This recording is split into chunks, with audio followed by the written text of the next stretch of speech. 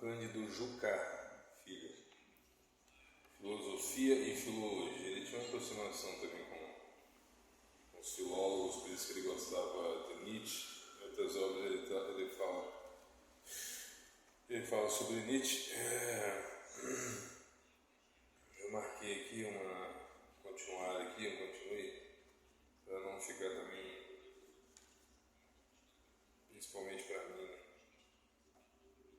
cansativo demais essa investigação aqui. Aí continua aqui, né? É claro que esses princípios postos à descoberta, eu falei na outra lá, pela intuição intelectual ou afetiva, escapam a qualquer possibilidade de refutação crítica.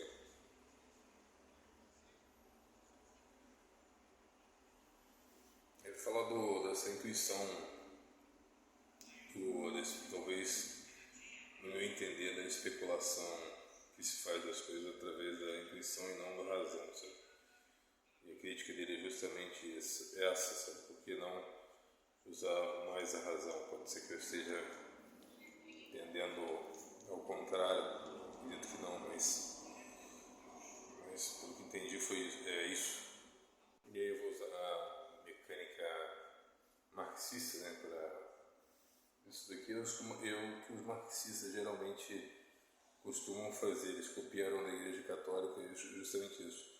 Como é possível provar historicamente, mas não é possível provar,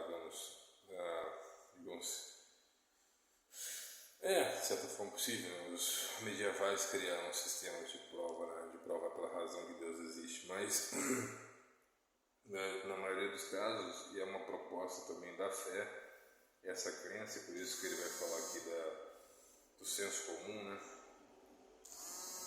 Ele fala que confiar na intuição significa, portanto, valorizar dogmaticamente as crenças instintivas. Então, os socialistas começam a apelar para crenças instintivas, e mais do que isso, usar também crenças apelativas, que é o estômago, né? A fome, o fim da fome, o fim da miséria, etc., para tentar convencer o povo. E não interessa se a proposta funciona ou não funciona, interessa o quanto ela pode encantar, o seu poder de encanto instintivo, sabe? E apelativo, né? Quanto ela é apelativa, sabe? Igual aquela cara que vence um debate fazendo apelo à emoção, apelo à autoridade ou qualquer outro tipo de falácia, sabe? Então, entendendo essa maneira apelativa, né? O homem com medo da punição dos pecados se aproxima de Deus. Não se aproxima genuinamente, não se aproxima porque gosta de fato de Deus, mas por medo, etc. E o medo muitas vezes é instigado por algumas instituições. E assim também o marxismo usa isso, né? Por medo do desemprego, por medo do desamparo, por medo da fome, as pessoas se aproximam do marxismo, né? Eles entenderam isso. Claro que possivelmente não está falando diretamente sobre isso, mas isso acabar aguçando esse tema e esse debate, sabe, de alguma maneira. Isso que aí continua, sabe? Não é possível fazer isso, ficar nessa proposta, porque aí continua, né, entre aspas. Mas as bases teóricas da ciência e da filosofia não podem ser tão frágeis.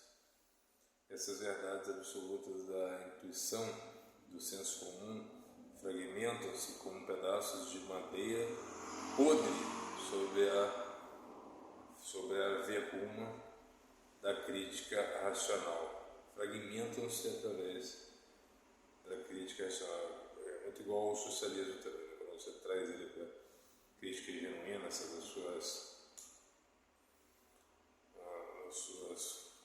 a sua funcionalidade, ele se fragmenta como madeira podre também.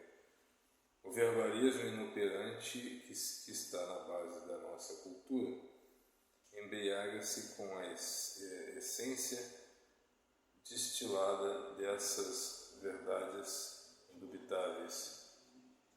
É legal que ele cita aqui vários pensadores aqui para ver o nível de envergadura desse sujeito, que vai citar Bergson, ele cita Nietzsche também, depois ele cita Schelling, ele cita Heidegger e daí por diante. Ele cita também eu adoro isso, né? Eu conheci novos filósofos, né? E cita aqui um dramaturgo também que eu procurei saber, Gabriel Marcel, né? Filosofia, de acordo com Gabriel Marcel, não é resolver um problema, mas sim participar de um mistério. Ele vai criticar aqui alguns filósofos do Brasil, falando que no Brasil, assim como o Olavo de Carvalho sempre dizia, né, que no Brasil tem muito historiador da filosofia, sabe? Então ele vai falar que é mais especialista em contar a história do que filosofar. Não existe filosofia original no Brasil. Eu também concordo. Há no Brasil professores, abre aspas, né? Há no Brasil professores de filosofia bastante respeitáveis que não admitem a existência de uma problemática especulativa. Filosofia para eles é a história dos sistemas e a biografia dos pensadores. Justamente isso, eles estão mais preocupados em contar a história da filosofia do que ensinar, do que é filosofar, ensinar a filosofar, alguma coisa do tipo. Eu acho que o marxismo também deu uma dose de colaboração nessa estagnação da evolução filosófica, sabe? Quando a gente fica pensando em marxismo, em socialismo, em sistema de governo, a filosofia parece que deu uma paralisada, né? Nenhum outro tema surgiu depois desse, né? Depois dessa revolução industrial, depois desse debate sobre a forma de governo mais interessante ou mais proveitosa, mais satisfatória, a filosofia parou de pensar. Por isso que eu em particular, me afastei desses marxistas, porque eles só pensam nisso, só pensam naquilo, né? Aí ele fala justamente isso, né?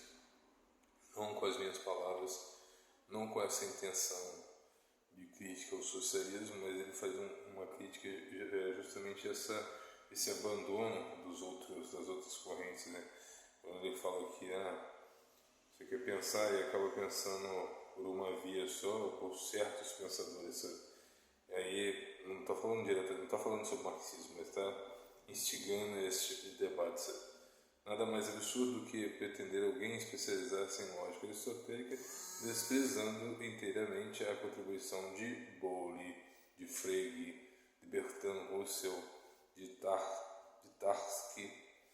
Seria tão paradoxal essa atitude como a de um matemático que se limitasse ao estudo da geometria euclidiana, pondo de lado todos os sistemas euclidianos como perfeitamente negligenciáveis. Então, à medida que no nosso tempo começou essa história de revolução aí, de marxismo, a academia meio que estagnou. Ele não está falando disso, né? Ele viu outra época. Está dando um exemplo aqui que serve também para o nosso exemplo. A filosofia estava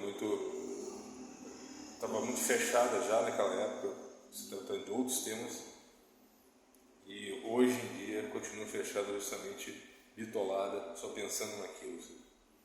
Falo justamente dessa estagnação, né, que a cultura vivia naquela época, e eu digo isso através, hoje, 2024, através do socialismo, a mesma estagnação filosófica. Ele cita aqui, né, um exemplo.